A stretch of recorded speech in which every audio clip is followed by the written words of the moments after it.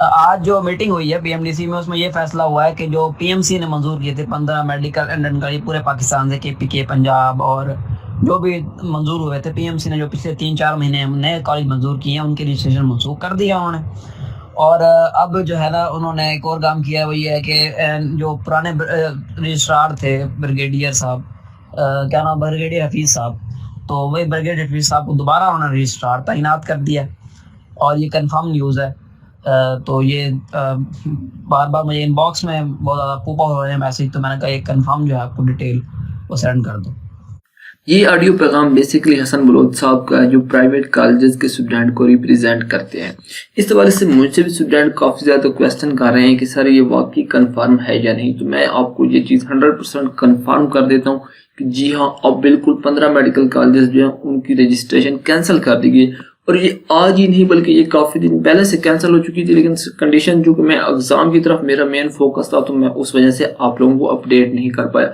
और ना सिर्फ ये कैंसिल कर दी गई बल्कि इस हवाले से एक केस भी कर दिया गया था इस्लामाबाद हाई कोर्ट की, और उसके अहकामात भी आ गए। पहले मैं आपके साथ वो ऑर्डर शेयर कर देता हूँ कि इस्लामाबाद हाई कोर्ट ने क्या कहा, उस केस की क्या डिटेल है, और फिर एंड पे थोड़ा सा मैं आपका ये डाउट क्लियर कर दूंगा कि इसमें कौन कौन से कॉलेज शामिल है। लेकिन आपसे रिक्वेस्ट कि अगर आप चैनल पे नए हैं तो चैनल को सब्सक्राइब कर लें और वीडियो को लाइक कर लें। ये जियो न्यूज की खबर है, Islamabad high court private medical college की रजिस्ट्रेशन का मामला।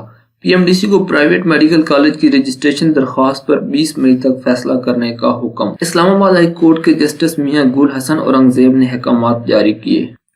पाकिस्तान मेडिकल कमीशन से कॉलेज की रजिस्ट्रेशन करवाई 70 के करीब तलबा ने दाखिले लिए। वकील दरख्वास्त गुजार यानी जो कॉलेज का रिप्रेजेंटेटिव वकील था उसका ये मौकिफ था। आगे नेक्स्ट वो जो वकील था वो खुद ही कह रहा है कि पीएमडीसी की बहाली के बाद पाकिस्तान मेडिकल कमीशन के फैसले कालादम हो गए। ये बहुत इंटरेस्टिंग चीज है, आगे देखें। अब इस पे जो पीएमडीसी का वकील था उसका कहना है कि जब पाकिस्तान मेडिकल कमीशन के फैसले कालादम करार हो गए तो ये जो आपकी कॉलेज की रजिस्ट्रेशन थी इसका फैसला कैसे बरकरार रह सकता। पीएमडीसी 20 मई तक इस मामले पर फैसला करे, इस्लामाबाद हाई कोर्ट का हुक्म।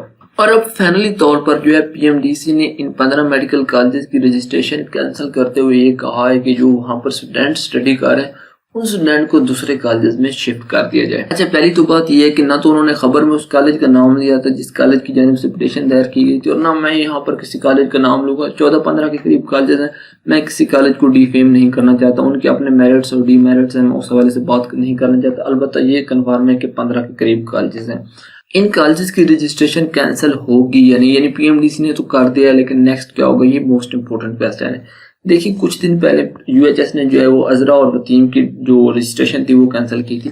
तो मैंने उस टाइम भी आपसे कहा था कि मेन चीज होता है एक बार स्ट्रीमलाइन में आना। जब कॉलेज वहां पर स्ट्रीमलाइन में आ जाता है फिर उसको कोई कुछ नहीं बिगाड़ सकता। जब एक बार रजिस्ट्रेशन हो जाए और उसके बाद रजिस्ट्रेशन कैंसिल हो तो फिर कॉलेज के पास ऑप्शन होता है कि वो कोर्ट में चला जाता है, कोर्ट से स्टे ऑर्डर ले लेता है। कोर्ट भी देखती है कि यहाँ पर इतने ज्यादा बच्चे पढ़ रहे हैं, अब उनके बच्चों के फ्यूचर का क्या होगा।